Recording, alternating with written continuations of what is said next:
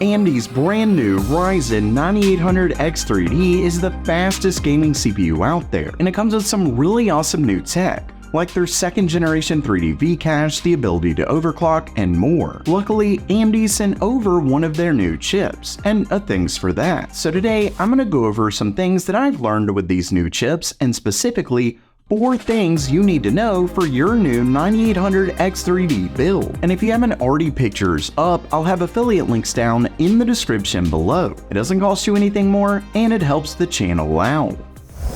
Welcome everyone to Gamer Melt.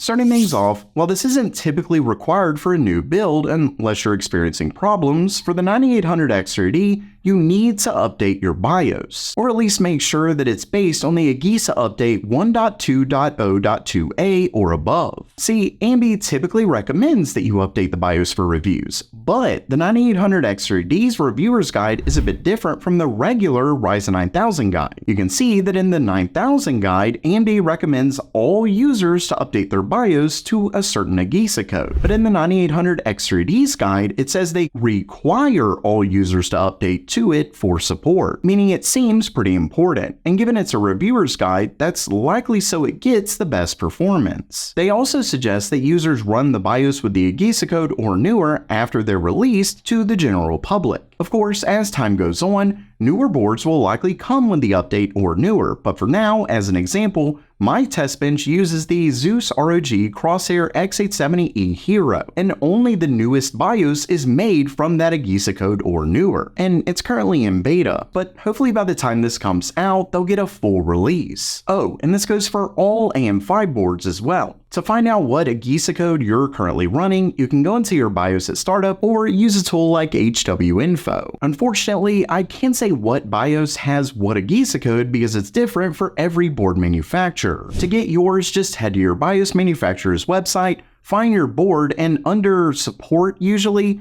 find the BIOS and look for that AGESA code. The next thing you need to know is that there's really no need to buy ultra-fast memory. While one of the biggest selling points for AMD's new X870 boards is that they support one-click Expo memory overclock up to DDR5 8000, and that's definitely impressive, don't get me wrong. Memory speeds have gone off the charts. I was actually a bit disappointed when I saw the reviewer's kit only came with DDR5 6000 after the leak showed the 9800X3D with DDR5 set to 8800. With that said, there's simply no need for AMD's new CPU. If you don't believe me, AMD themselves state this in their reviewer's guide. Quote, "We recommend Expo DDR5 6000 as the best price to performance option." They also state that a quote, "1-to-1 Expo memory profile will provide the best performance in a wide range of applications." What they're referring to is that anything over DDR5 6000 puts the memory clock and memory controller clock into a 2-to-1 ratio. For example, at DDR5 8000, your memory clock is set to 4000 MHz, while your memory controller clock gets pushed down to 2000 MHz. In contrast, at DDR5 6000, it typically defaults to 3000 MHz for both the memory and memory controller. AMD does claim that some processors may be able to achieve DDR5 6400 by manually keeping the ratio at 1:1, but likely not much more than that. Once you get to DDR5 8000, you do start to overcome the 2-to-1 ratio penalty. But even there, according to AMD, you're only going to see a 1 to 2 nanosecond latency reduction over DDR5 6000. Basically, while you may get some better performance out of DDR5 8000 and above, it likely won't be worth the price difference. You'd be better off using that money to upgrade something else in your system, like your GPU. Another quick note is that AMD has a new feature in the BIOS called Optimized Performance Profile, or OPP, and it's really cool because it gives you an overclock profile for memory that doesn't come with an Expo overclocking profile. Or if it only has XMP profiles from Intel, you can choose the one that better suits your CPU, given a profile can be made from your particular memory kit. The third thing is a bit of an optional one for you. In AMD's reviewer's guide, they actually say to turn on virtualization-based security. Usually they don't seem to care, but this time they're really recommending it, which is fairly odd because it's been known to hurt performance. So I decided to run some tests, and using an RX 7950 XTX, there was essentially a margin of error difference when running at 1080p Ultra in most games. But in some games, when I switched it over to 720p, it was a bit faster with VBS turned off. Of course, given it's not much faster than the 7800 X3D, every little bit may count, so depending on your use case, it may be beneficial to turn it off. With that said, Microsoft definitely recommends it for security reasons, so obviously I'm not liable for anything that may happen. And finally is to overclock.